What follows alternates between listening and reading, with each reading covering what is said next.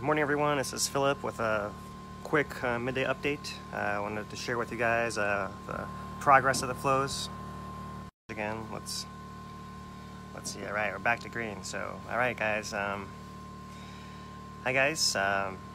Just gonna give you guys a little brief midday update here before some more weekend obligations. But I wanted to catch up with you guys in this kind of really important time. We've seen a lot of significant changes in the volcano here over the last couple days, especially. Hopefully my signal will be pretty good. I try to get an umbrella here for my glare. I know I got the generator running, so it might be a little bit noisier, but let me see if I can. Hopefully that makes it sound all right. Hi, you guys. Good to see you guys. Thanks for watching. Hi, Chris. Good to see you. So yeah, there have been some really interesting changes happening. The pattern continues of the big slowdown in eruption. We still haven't seen any collapse event at the summit. We still haven't seen any buildup of earthquakes. So it looks like the collapse event is still not coming as far as I can tell. I don't expect it to come anytime soon until those other earthquakes kind of pick back up. The tilt is still pretty flatlined. We're kind of wondering what that means kind of for both volcano and for Puna areas. I kind of think that the implications are a little bit different from volcano and for Puna today. I'll kind of talk about that kind of briefly here. But thanks all you guys for joining us and joining in. So let me kind of get into it here. There was an update just within the last couple hours from the USGS showing some of the photographs. Let me see if I can get some of those to show you guys without a whole lot of glare. I've tried to reset the iPad here so there's not as much glare. So let me show you guys what I can. Let's hopefully that works. Maybe it's a little bit better for the middle of the day. So okay, this is a image from USGS released today. So here's fissure 8. You guys can see that the lava on the channel is all the way down on the inside of the pit. Right, there might still be connection underground from here to here that might be still feeding the channel kind of sluggishly, but it's definitely a lot less than before. You guys can see that the mouth of fissure 8, where the lava was kind of pouring up and over, is now made a little rim, right? And now the pond is kind of stuck inside of fissure 8 and is not flowing out over the top at least anymore. So it may actually be going through the bottom side of it right through here, feeding it kind of sluggishly, but it's definitely not anywhere near the amount as before. And we're looking at the other photographs, so we can get more confirmation of that. So there's fissure 8 once again. You can kind of see a little bit of a flow kind of oozing its way down a channel, and there might be something happening underneath this crust, but there's definitely not nearly as much as it was before. So that change continues. The longer the lava flow keeps stagnating in a channel, the more likely it's not going to go in there gently if there is another surge that happens. Here's a view looking south towards Halekamahina crater over here. And this is the channel right through here. And maybe what you might notice is you don't really see the channel walls. This is the area that Jason Twillman was describing yesterday as actually having the channel coming down and kind of piling up and backing up. You guys can see these big coils. Let me kind of zoom it in, and hopefully that'll reduce the glare a little bit. Or maybe it'll make it worse. Come on. All right, so... Right, there's a lava channel. You guys can kind of see the arches right in there. Arch. Just kind of piled up, right? I think I saw on Bruce Amori's feed this morning, he described it as a big train, it looked like a big train wreck.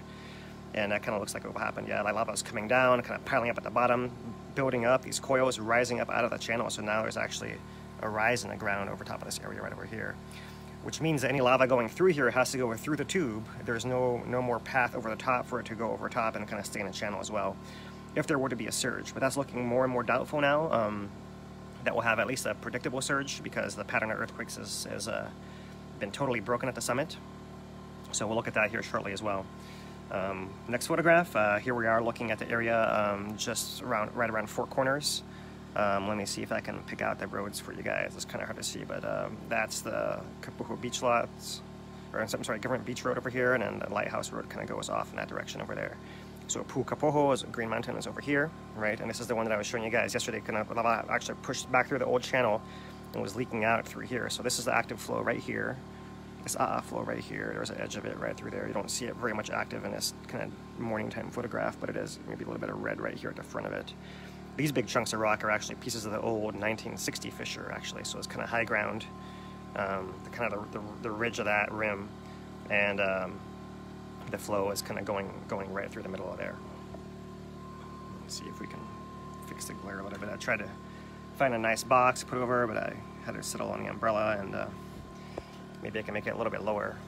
Maybe that would help. Oh. Whoops.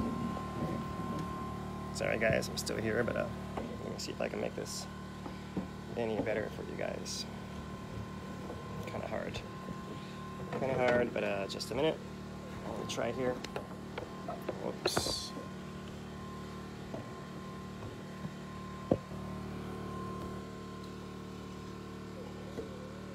Okay. Bear with me. Maybe only slightly better, but it's just kind of bright out here. So, all right. So, anyways, I don't think that worked. So, sorry guys. You guys get to see the little circus of the umbrella here, trying to get the glare not so bad. But I don't think I can actually do much about it right now. So sorry, I'll have to keep working on that for you guys. My apologies.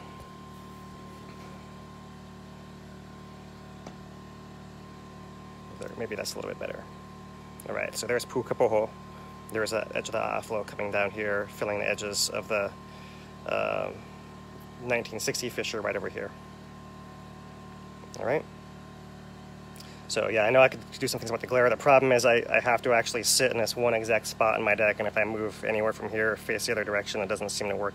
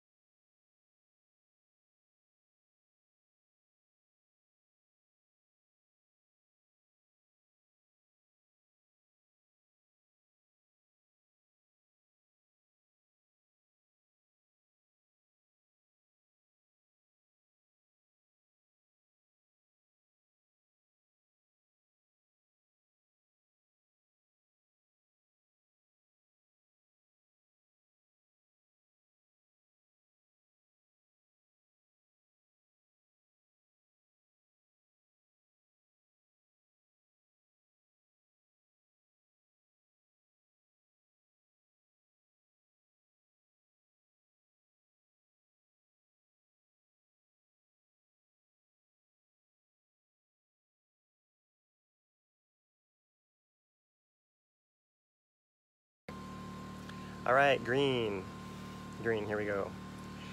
So, sorry guys, I'm doing what I can. I've kind of got limited time here. I tried the umbrella, didn't actually work out too well. I'll try the cardboard box next time.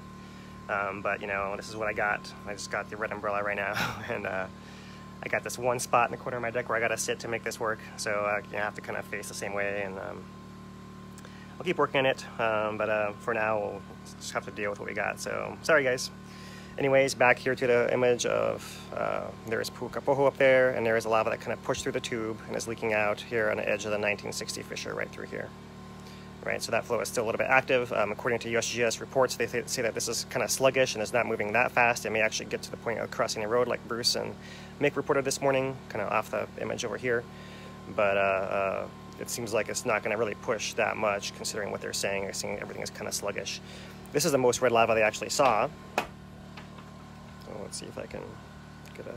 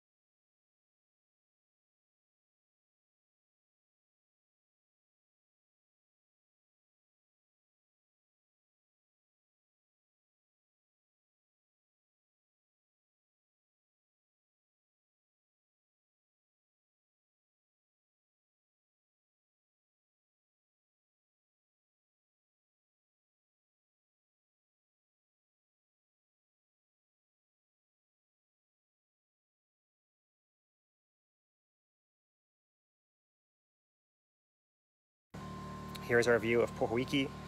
There is the boat ramp. Oh, I'm green again. Okay, so I'm just gonna keep going, guys, because the connection is not great, obviously. So I'll kind of keep going it, and then you guys can catch up if you have to. So here's our image of Pohoiki. Maybe just back up from the last image, you know, kind of close up of the flow leaking down from the marina shipwreck area down through the lava tube towards Pohoiki. This flow is barely moving according to USGS.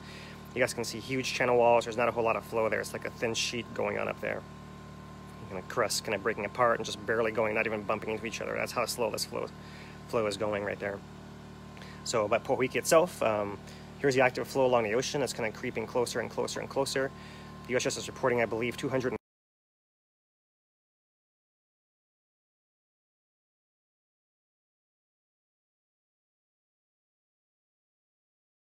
reported to be kind of sluggish. So here's the kind of sluggish lava still going into the ocean.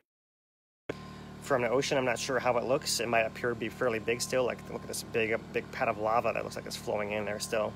But it may actually be that the volume is still draining from the tubes within a big delta, and that's feeding the ocean entry. That may go on for several days still, up to, you know, even over a week. But it may actually be diminishing overall. It's hard to say from the ocean, because that's the last spot to actually show the stopping of draining of the tubes. But so we'll have to see how that actually goes. So at the summit, here's an image released by USGS today. There's a before photo of how the summit looked. For reference, you guys can look at like a Hookah Ranch area. This kind of green piece of land back there to kind of give yourself orientation, right below Mauna Loa. And there it is again, that same green, and I'll go back and forth. There's the depth of the crater now from that same angle. So the before and the after. And that's kind of the photographs that we have. I'm gonna try to keep it short, so I'll let you guys go back and catch those if you didn't catch them yet. But a couple of things that are worth mentioning. So first, let's look at the tilt pattern. And let me get a reload here on my tilt pattern. And our tilt for the last 2 days, you guys can see, is still very much appears to be flatlined. You know, we're kind of looking for any signal of any kind of increase. And, you know, it's hard to say. We don't have enough resolution down there to say that it's actually increasing at all. Looks like it's fairly flat to me, but we'll have to wait and see. The implications of this change, you know, are kind of different, you know, for Puna and for Volcano. So in Puna, obviously, a stop of collapse at the summit implies a stop of these surges coming through that are caused at least by that part of the process.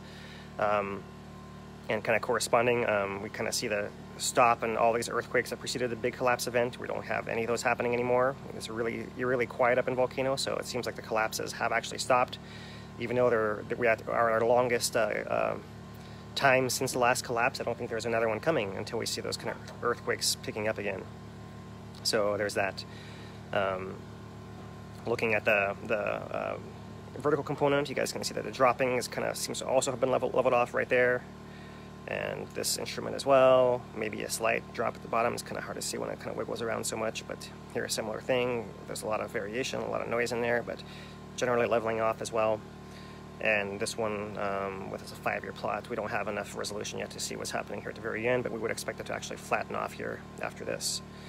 So that's the signal plot. But the one thing I wanted to kind of point out is that while everyone down in Puna may be kind of feeling optimistic about this, you know, there's a potential for a lot of changes to actually occur. It's hard to say exactly how the flow will progress. It may find a way to keep feeding at a lower level through the existing tube system as one possibility. It could kind of reduce in flow so much that those pathways become clogged, and then if the volume increases again, then it actually could spill over in areas that it hasn't spilled over recently. So that's another danger. If it clogs farther down underground, then it could actually potentially repressurize and come out of other weak spots in the ground, including all the way up at the summit as I described last night. So none of that's going to happen. I don't think like in a matter of minutes. You know, we probably see some signal of that changing, whether it's in the tilt or the earthquakes or something like that. But certainly, for people in Puna are breathing, are feeling a little less anxious today, I suppose, just because of the fact that they're seeing the first change in the output that's really undeniable since this has been going on. So for the volcano area, it's a little bit different, right? Because we have to wait and see if that tilt signal actually stays flat, or if it's going to turn around and actually start inflating. If it starts inflating, it's a whole new ballgame for the volcano area in particular, because what we see now is, have all been signs of magma leaving the volcano summit area. And if that leaving is kind of slow down because of like some physical limit, let's say that we've collapsed and found some stable structure for those faults down at depth within the caldera, that's one thing. Then we could expect kind of the thing to peter off and wane for a while. However, if it changed because there's more coming in than is getting out all of a sudden, then it's going to start increasing the tilt, and that would mean renewed activity at the summit potentially sooner than later. Lava is going to come back to the summit undeniably. It's just a question of time. I would put it at myself, if you ask me right now to give some kind of educated guess, it might be in a matter of within a few weeks to a few months to possibly as long as a few years from now that we actually see activity at the summit again. It all depends on how that magma is moving up through that summit chamber system kind of down underground, and it's something we don't really see, and kind of have to see how that plays out. The one thing is that the fact that we see the reduction in flow at the East Rift Zone, would seem to indicate that we've either come to some kind of equilibrium as far as the pressure from the summit, being able to extrude lava there at a lower rate, or possibly the pathway of magma from below and from the summit area that was feeding the Rift Zone. Maybe there was some kind of almost like a flap or like a switch, right, where maybe if somehow it's feeding more of the summit now than the Rift Zone as it was before. So it's too soon to tell exactly what the cause was of that change, but there's still a lot of uncertainty of what might happen next, both in a volcano area. In a volcano area, I'd say it's not like an imminent thing. We would kind of see signs of change if magma's coming in. We'll see inflation, we'll see earthquakes, we'll see probably increased gas output, right? One usually telltale sign of new magma coming up is the amount of sulfur dioxide gas coming out. So we can measure the sulfur to carbon dioxide ratio and tell how young the magma is by how hot it is, and those gases don't want to be in there very long. So if we were to see those kind of changes at the summit, then that would indicate we have new magma. So those are the things that I'm sure HVO is looking for, which they've been monitoring the whole time, I'm sure. But now it becomes especially important that we're seeing looking for those signs of why the tilt pattern has actually changed. So whatever happens in volcano, there'll be warning. And as far as Puna is a little less. It's a little more hazardous in the sense where things can change quickly. Any kind of change at the vent could cause flows to come out in an area fairly quickly. So. That's I think a little more of concern. We kind of hope, for the scenario where the lava is leaking out through the tubes mostly and kind of relieves all the excess pressure that way, rather than having to break out of the channel and break out of the cone or that kind of thing. So we just got to wait and see. But I caution everyone to kind of stay on alert until we actually see the full cycles play out, right? If we're looking at these cycles of collapse events being maybe on average every 48 hours recently, then until we see a couple of cycles go through without any kind of increase in pressure, then I won't be as convinced if we see 2 or 3 cycles of that, which would take about a week, right? So if in about a week we're seeing the things still kind of petering off and no signs of inflation, whether it's at the Rift Zone or no signs of inflation at the summit, no changes in how the gases are coming out, indicating fresh magma, that kind of thing, then I'll really believe it's over. So I know everyone wants to celebrate already and kind of announce that this thing is actually over. I've kind of maintained for a while that I think that once the thing shows signs of dying off, that it might take a couple weeks to wind down all the way. Maybe we actually have some periods of quiet for a few days, and then something else happens, another collapse event that kind of doesn't follow a pattern but causes another complication down on the Rift Zone. So we just got to wait and see how that actually goes. And I think that's most of the bases I've covered there. We've talked about how the flow is kind of slowing down downstream. There's still lava draining west of Pu'ukapoho down towards the Pohoiki area into the lava delta, draining to the ocean. From the air it doesn't appear quite as much, but from the ocean view you can still see plenty of lava, because that part of that kind of bottom of the tube is the last part to drain. The flow has been kind of creeping closer to Pohoiki along that ocean, right along the coast especially, so it may be a race still to see, you know, how much that thing can ooze out and how close it can get before it gets cut off. We have seen the flows in Kapoho actually oozing out for several weeks after the channel was cut off upstream. You know, it's hard to say exactly how much it was cut off because now we see the lava tube is actually still present there, still present and actually appearing to be open as of yesterday, moving from the northwest of Pu'ukapoho and east around it, following the original path towards Kapoho Bay kind of area. And maybe lava was moving through that area that whole time and kind of feeding that pad, but kind of decreasing enough where it stopped oozing to the ocean. It's hard to say exactly what's happening underground there when we have such a thick crust that's kind of obscuring the thermal images exactly. So, but it could be that the lava kind of drains down out of the tubes down in that Pohoiki area for a while, even if it kind of loses the pressure to move laterally, creep laterally, which is what everyone is really worried about. So, a couple other questions from what I've seen. There is nothing changed with geothermal, it's still there. Pu'u'o has been putting out quite a lot of steam. There's some SO2 reported in there. I didn't see the report that showed it was more SO2 out of Pu'u'o than before. What I have seen is that the SO2 amounts out of the lower east rift zone are more than ever before, but that's not the same as Pu'u'o. Pu'u'o has been steaming for about 2 or 3 weeks now. You guys who have watched me daily remember that report we put out first couple weeks ago already about how much how it started to steam, maybe not continuously, and then more recently it's been continuously putting out steam out of there.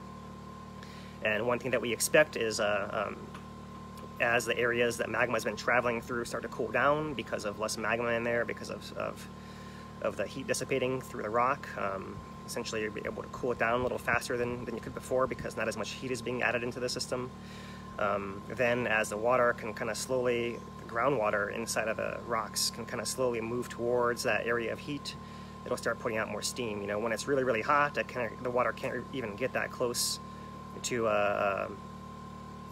get vaporized as one giant steam column. It might kind of dissipate along a greater diameter, a greater radius out from the source. But as it kind of cools down, you can kind of expect the water to get entrained into that conduit down below and use Pu'u'o vent as a chimney, essentially. So I think that, you know, right now it's believed to be a cooling process. You know, there is no sign of any kind of magma underneath, you know, building underneath Pu'u'o. If anything, it's still kind of draining from there. The pressure is still releasing, and you know, that's where we think all that fume is coming from, is from the steam that comes out of there, right? So that may be the same pattern as we see down at fissure 8 that we've seen out of all the other fissures that, you know, have stopped putting out lava on the rift zone. You know, for example, 22, 20, 17, all those things still fume and steam. Even today, you guys, you know, we haven't pointed them out explicitly in all the photographs, but they're there. So there's my take on that. So I'll have to look up that report to see, you know, as far as SO2 out of Pu'u'o itself, but you know, as far as I know, what I just said is the current take that I have on it.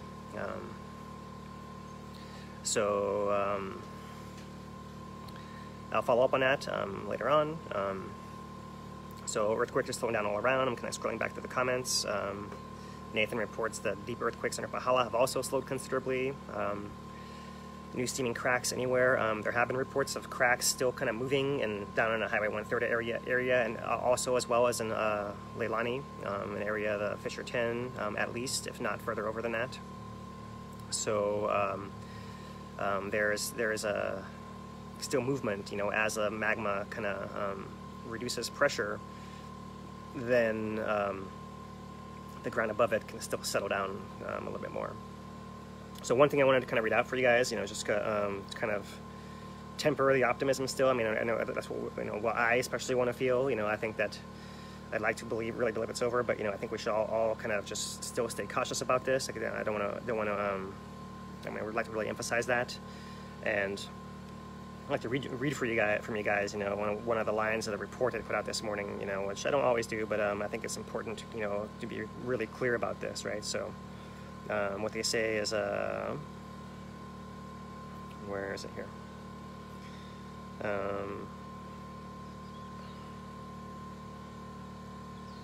All right, so summit and lower East Rift Zone changes considered together imply that rate of magma leaving the summit to feed the lower East Rift Zone eruption has decreased.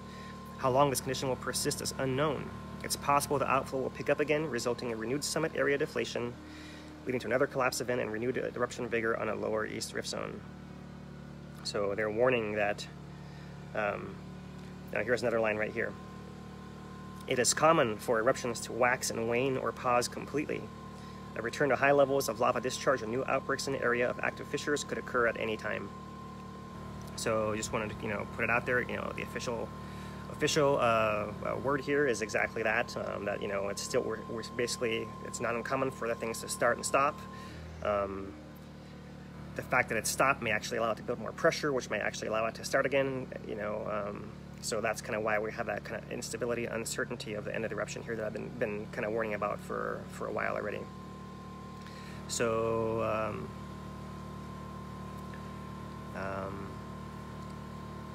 let's see. So thanks, Jennifer. So let's see. Your alert says was producing 1,000 tons a day. So that's definitely more than it has before, right? Back in the days before the Halemaumau eruption, it was putting out an order of maybe 2,000 to 4,000 tons of SO2 a day. And then when Halemaumau opened up, it maybe dropped down to 1,000 or below that. And Halemaumau took over about a 4,000 ton a day kind of output, that kind of more or less ballpark volume. And then now this Fissure 8 eruption, is putting out, I've seen on average something around 10 to 20,000, maybe 15,000 tons of SO2 a day. So it's actually quite a bit higher out of Fissure 8. So, considering that at 1,000 tons a day out of Pu'u'o, maybe has to be taken relative compared to what's coming out of Fissure 8 measured at the same time.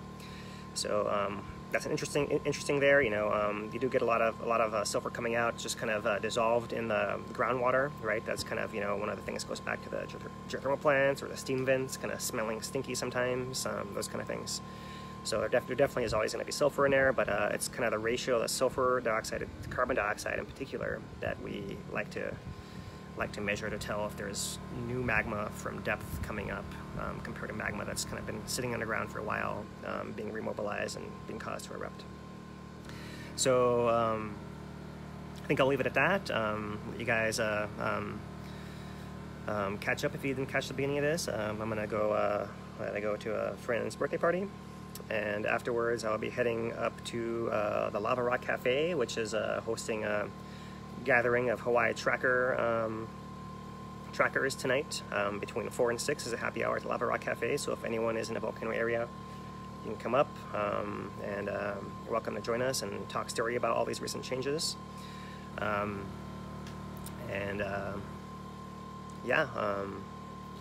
Let us know what else we can address in the comments, and I will get back to you guys later tonight, I believe. Or maybe we can actually do something from that gathering up at Lava Rock this evening between 4 and 6.